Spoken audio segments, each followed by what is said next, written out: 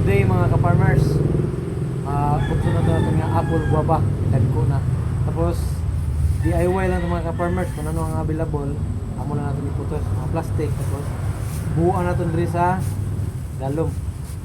Para di magpundo ang tubig. Kung magpundo ang tubig, magkakos na siya. Magdunot natin nga giniputos niya. Tapos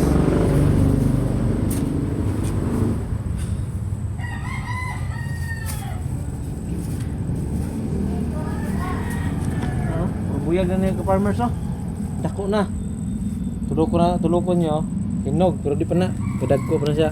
Itong atong din kilo nagliligad, naabot at mga 2 kilo. Pero buyag mga ka-farmers, post na natin.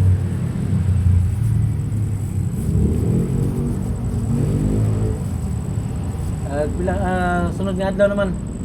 Makatimpo ta aton nga ano na siya, tapuhan. Ayo, yung mabali na yan ano. Ano? Siyang asanga. Tayo malawig. Ikat-kat lang.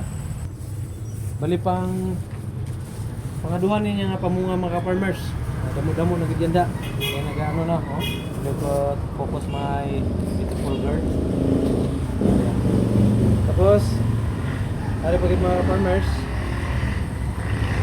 Tapos diri mga ka-farmers, ano na siya? Amo na ang pinaka original niya nga puno. Why ni siya, hindi ni siya grafted, kumbaga amo ginang native na diabas. Makita nyo man nga gagmay pa lang o kung ano pa lang gagmay na gid siya. Unlike diri mga ka-farmers, oh, bago lang ni siya na gano, dagkuan na. Ako gina ano ko lang pa farmers, ginapadayon ko lang diri para makita naman nato niya ang iyang kaibahan.